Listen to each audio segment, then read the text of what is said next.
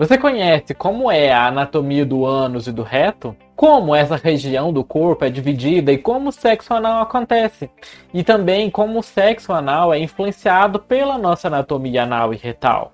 Vem conhecer os detalhes sobre como funciona o sexo anal nesse vídeo de hoje. Eu sou o Jordan, mestre em Ecologia de Biomas Tropicais. Sejam muito bem-vindos ao canal Eterna Busca.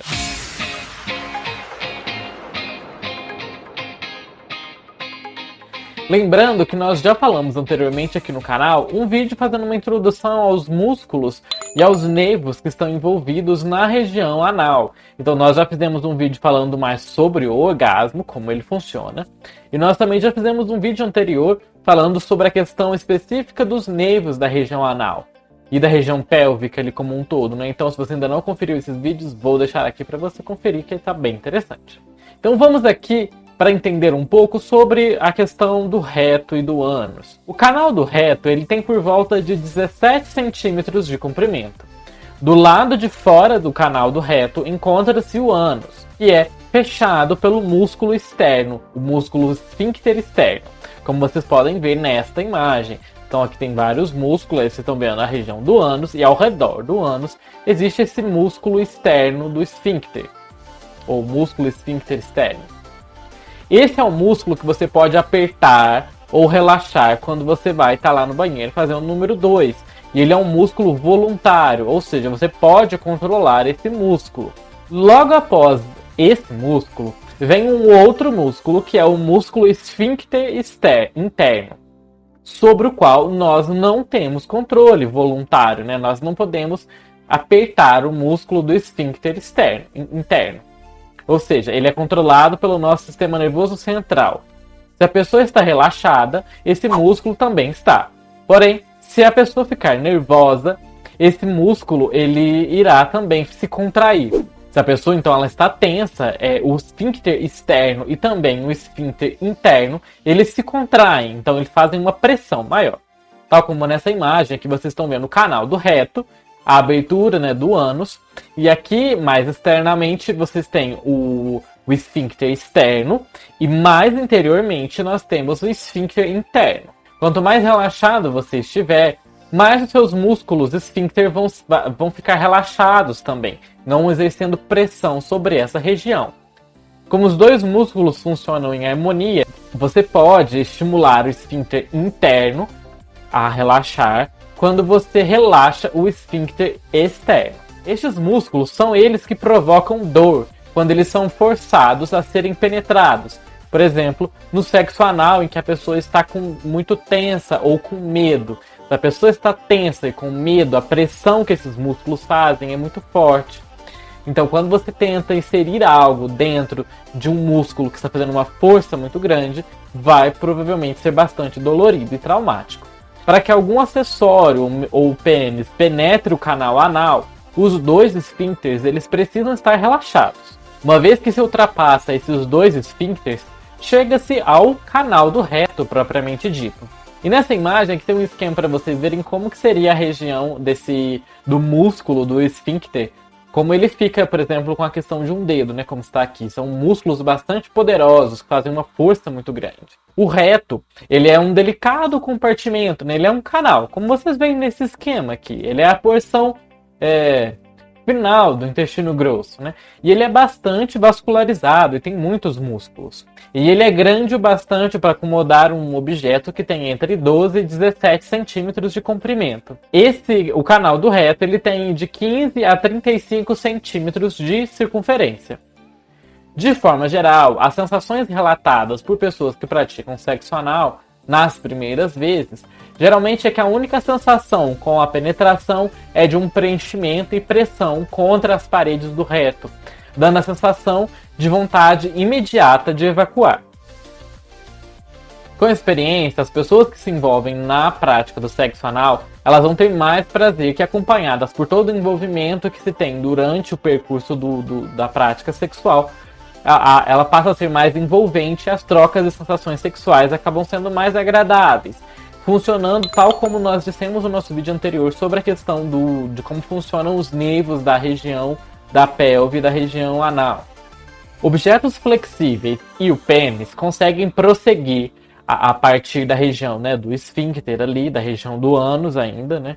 Depois que eles passam dessa região do ânus, eles chegam no que é o primeiro estreitamento causado por o que é chamado de válvula retal, que é uma trave muscular na mucosa do reto. Então vocês estão vendo aqui nesse esquema como é o reto. Então vocês estão vendo que algumas regiões do reto têm algumas válvulas retais. São 4 válvulas. E aí cada porção do reto ela vai sendo pressionada por cada uma dessas diferentes válvulas. A passagem por essas válvulas sem causar nenhuma dor vai depender da sensibilidade e também da experiência daquela pessoa que está fazendo a penetração. Novamente, cada vez que você força a entrada ou se a pessoa estiver muito tensa, isso vai provocar uma sensação dolorosa. Por isso é bastante importante a questão de estar, além de muito lubrificado, porque essa região do reto não produz lubrificação natural, de que a pessoa esteja relaxada para que não seja pressionado nem os músculos do esfíncter, nem as válvulas retais. Ao perceber a dificuldade de penetração, uma das técnicas sugeridas é um pequeno movimento para trás, lentamente, e uma leve mudança da direção do pênis ou do outro objeto, de modo que ele encaixe mais adequadamente e possa ultrapassar essas válvulas do reto. Portanto, a penetração ela sempre deve ser lenta e progressiva, nunca violenta e com bastante atenção àquele parceiro que está sendo penetrado, né? Então, o parceiro que vai ser o penetrante precisa ter bastante atenção com o corpo do outro. Uma vez vencida essa válvula, o procedimento com as outras válvulas, né, após passar pela primeira, elas devem ser o mesmo modo, seguindo sempre gradualmente.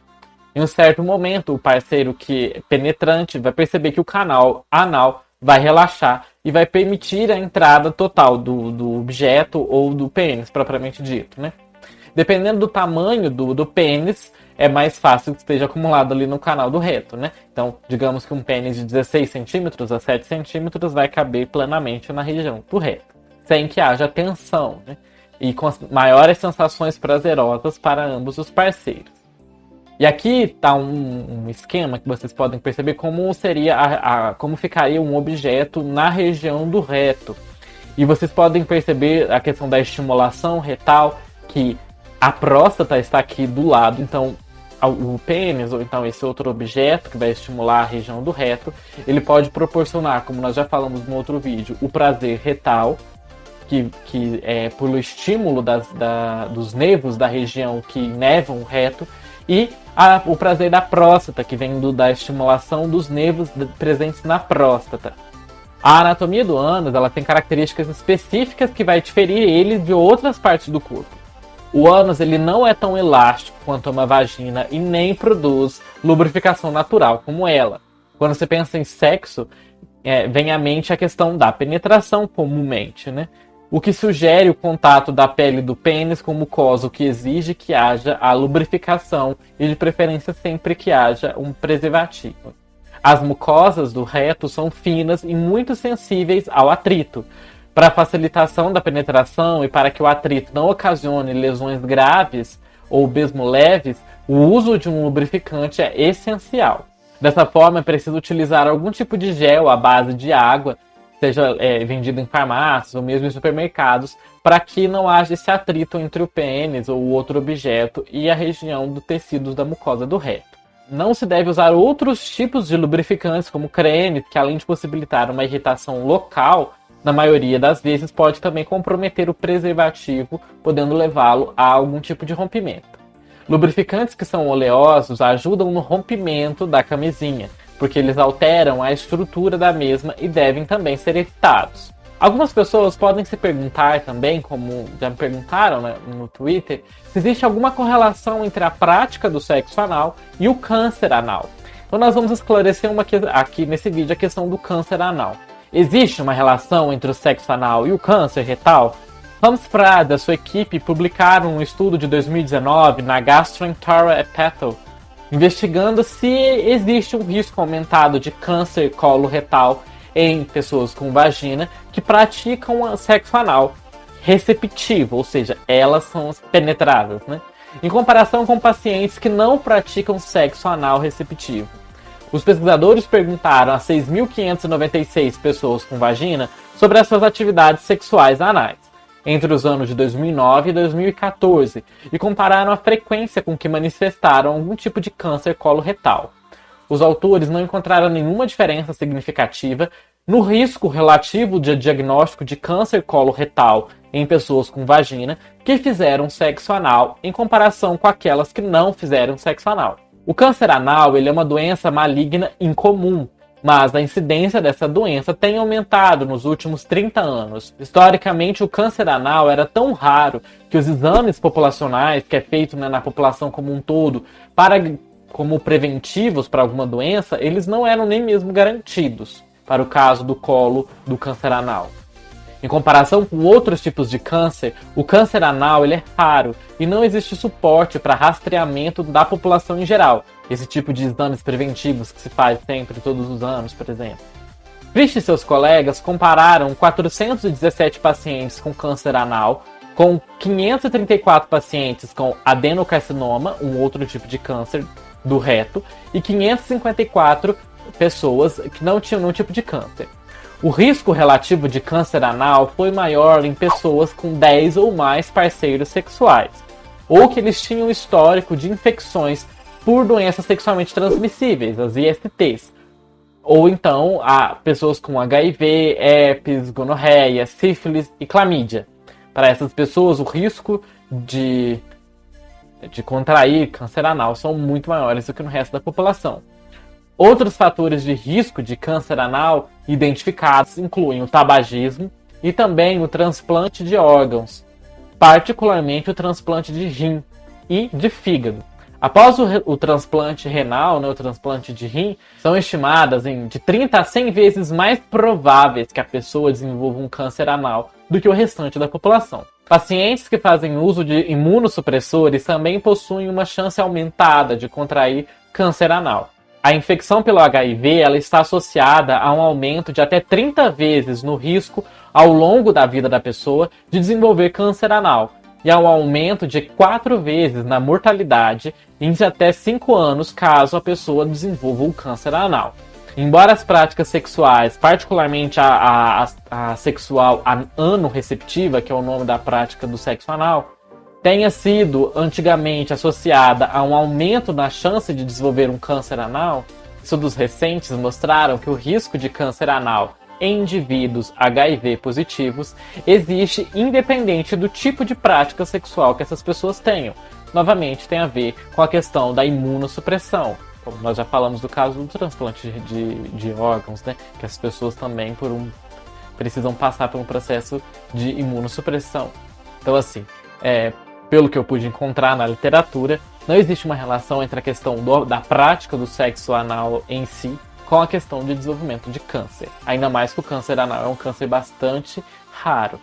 Mas há comportamentos de risco, como casos de pessoas que estão com alguma IST, que estão passando por procedimento de transplante de algum tipo de órgão, ou então que tem HIV. E aí, o que vocês acharam sobre a questão de saber um pouquinho mais como funciona o sexo anal? Vocês já sabiam de todas essas características? Acharam curiosos? Conte aqui nos comentários, eu gostaria de saber, para que a gente encerre de forma bastante interessante essa série de vídeos falando sobre a questão do orgasmo e do prazer. E se vocês tiverem sugestões de outros vídeos que vocês queiram que seja abordado aqui no canal, não deixe de comentar aqui e de ver os nossos outros vídeos, que eu vou deixar linkado aqui para vocês assistirem, caso vocês não tenham visto ainda, que ficaram super legais. E nós já temos vários vídeos falando de sexualidade e de sexo, e ainda vamos falar mais ainda. Então, não deixe de se inscrever se você não for inscrito, e vejo vocês no nosso próximo vídeo, e até mais!